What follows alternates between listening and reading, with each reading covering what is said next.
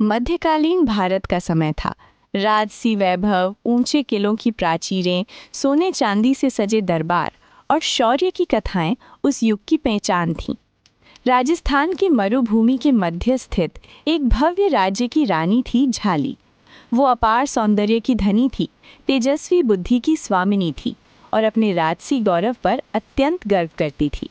उसकी आंखों में आत्मविश्वास था, पर उसी आत्मविश्वास की छाया में एक सूक्ष्म अहंकार भी छिपा हुआ था। रानी झाली धर्मपरायण अवश्य थी, पर उसकी भक्ति में विनम्रता से अधिक प्रदर्शन था। विशाल यज्ञ, स्वर्ण से मढ़े मंदिर, बहुमूल्य रत्नों से सजे पूजन पात्र, सब कुछ था, पर भीतर कहीं एक बेचैनी भी थी जिसे वो समझ नहीं पाती थी। उसे लगता था कि वो संसार की सबसे बड़ी दानी और धर्मनिष्ठ स्त्री है। उसके दरबार में विद्वान पंडित आते, शास्त्रों की व्याख्या करते और उसकी प्रशंसा के गीत गाते। एक दिन दरबार में एक साधु का उल्लेख हुआ।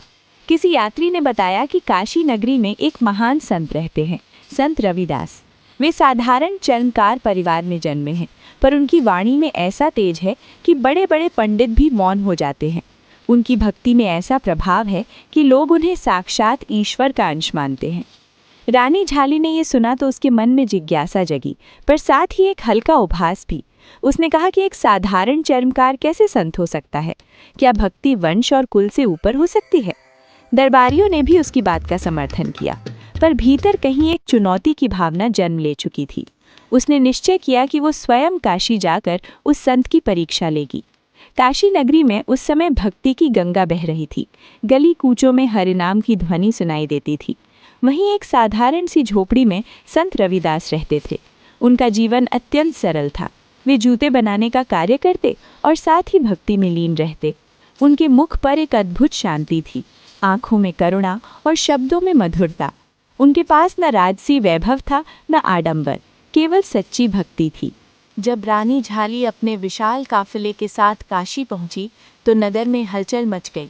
स्वर्ण रथ, रत्न जड़ित वस्त्र, सैकड़ों सैनिक और दासियां, सब कुछ उसकी शक्ति का प्रदर्शन कर रहे थे। वो संत रविदास की कुटिया के सामने पहुंची। वहां मिट्टी का आंगन था, एक छोटा सा दीपक जल रहा था और संत ध्यान में लीन थे। रानी ने भीतर प्रवेश किया। उसे आश्चर्य हुआ कि संत ने उसकी ओर देखा तक नहीं। उसके लिए ये असहनीय था। उसे आदत थी कि उसके आने पर लोग खड़े हो जाएं। कुछ क्षण बाद संत ने धीरे से नेत्र खोले और मुस्कुराते हुए उसका स्वागत किया। उस मुस्कान में न भय था, न चापलूसी, केवल सहजता। रानी ने प्रश्न किया कि क्या भक्ति केवल साधारण जन के लिए है या राजाओं और रानियों के लिए भी? संत ने शांत स्वर में उत्तर दिया कि भक्ति का मार्ग हृदय से होकर जाता है, न कि कुल और पद से। ईश्वर के दरबार में न कोई उच्च है, न कोई निम्न, वहाँ केवल प्रेम का मूल्य है। रानी ने अपने साथ लाए स्वर्ण पात्र और रत्न भेंट स्वरूप प्रस्तुत किए। संत ने उन्हें स्वीकार करने से मना कर दिया। उन्होंने कहा कि उन्हें केवल सच्चे मन की आवश्यकता है। ये सुनकर रानी के भीतर का अहंकार आहत हुआ। उसे लगा कि उसकी दानशीलता को ठुकराया गया है। तभी संत रविदास ने एक कठौती में जल भरा और उसमें ध्यानपूर्वक देखा। कहते हैं कि उस जल में अद्भुत प्रकाश फैल गया। रानी ने देखा कि उसी जल में उसे दिव्य गंगा का दर्शन हो रहा है। वो चकित रह गई। उसे अनुभव हुआ कि जिसे वो साधारण समझ रही थी, वो तो असाधारण है। संत ने कहा कि यदि मन निर्मल हो तो कठौती में भी गंगा मिल जाती है। उस क्षण रानी का हृदय कांप उठा। उसके भीतर वर्षों से जमी अहंकार की दीवारें ढहने लगी। उसकी आंखों से अश्रु बह निकले। उसने स्वीकार किया कि उसकी भक्ति में प्रदर्शन अधिक था, प्रेम कम। वो संत के चरणों में झुक गई। उसके मन का सारा अभिमान पिघल गया। कहते हैं उस दिन काशी की गलियों में एक नया संदेश फैला। सच्ची भक्ति किसी कुल, जाति या वैभव की मोहताज नहीं होती। संत रविदास ने रानी झाली को ये समझाया कि ईश्वर तक पहुँचने का मार्ग भीतर से होकर जाता है। जब तक मन का अहंकार समाप्त नहीं होता, तब तक भक्ति अधूरी रहती है। रानी जब अपने राज्य लौटी तो वो वही स्त्री नहीं थी जो काशी आई थी। उसके भीतर विनम्रता आ चुकी थी। उसने अपने दरबार में घोषणा की कि सच्चा वैभव धन में नहीं, बल्कि हृदय की पवित्रता में है।